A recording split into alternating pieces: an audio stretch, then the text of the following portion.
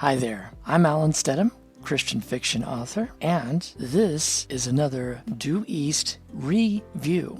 And this will be concerning Book 2 in the Due East webcomic series. Before we begin, I want to ask you to subscribe to this channel, like the video, click the little notification button, and that way you can get updates when more of these Due East reviews and the other content of my channel, which ranges from trailers to just me talking about author stuff. So in the previous Due East review, we covered Book 1, we covered the introduction of the characters, and some of the story points. Now, with Book 2, this is still in black and white. It's still hand-lettered and in pencil, but the format became pure comic book page. It's a 22-page issue, and we begin with kind of a callback to the previous issue in that we see a scene of those torn pieces of paper, the letters between Doug and Crystal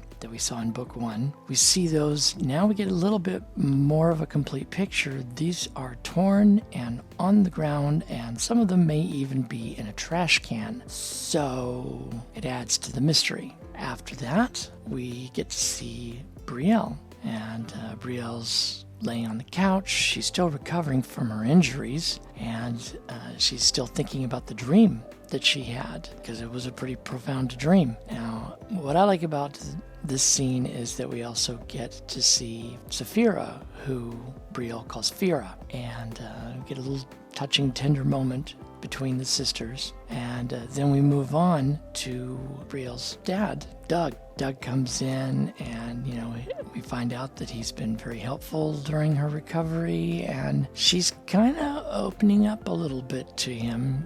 She may recall from Book 1 that she resented him greatly for leaving with Saphira when their parents divorced, but the way that he's been acting since he came back and the way he's been supportive of her, basically she tells him she's not all ready to be, lovey-dovey father-daughter, but she basically lets him know she's giving him a chance, just that it's going to take some time. After that, we go to a scene with Crystal and her co-worker. It's to introduce a little bit of levity and to show Crystal in her working environment, but there's also another purpose to this scene, because Crystal's telling her co-worker about the extraordinary circumstances that Brielle survived, and her co-worker's basically calling it out as a miracle, which it was. But Crystal is more skeptical. She just, she says, I'm just glad that she's alive.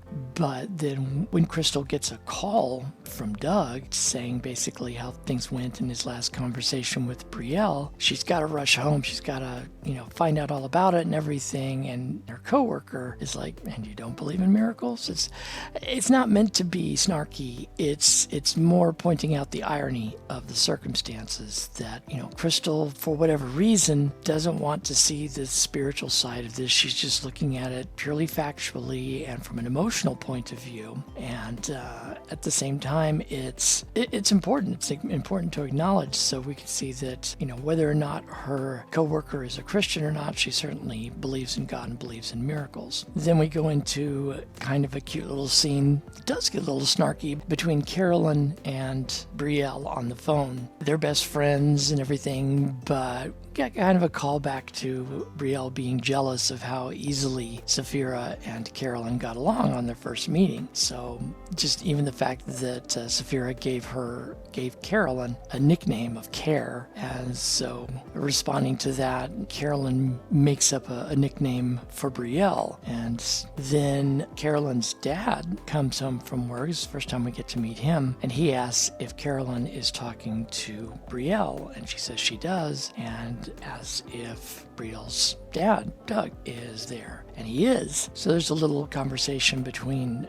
Doug and Carolyn's dad, and Brielle feels the need to interrupt because she knows something that Doug doesn't know. And it seems rude at the time, but when she gets her father off the phone, Brielle tells Doug that he was about to get himself into a situation with Carolyn's dad because he mentioned Carolyn's mom. And we find out that Carolyn's mom has been dead for 2 years. This leads to a flashback with Carolyn in which she recalls the circumstances. We see that both Carolyn and Brielle looked different 2.5 years ago, and it's interesting to see. We got a lighthearted conversation, but then things turn really, really serious when Carolyn finds her mother dead from a drug overdose. And we go into the funeral and how it affected Carolyn deeply. She's just going through all the grief and everything, and then we bring it back to the present. And I thought this was important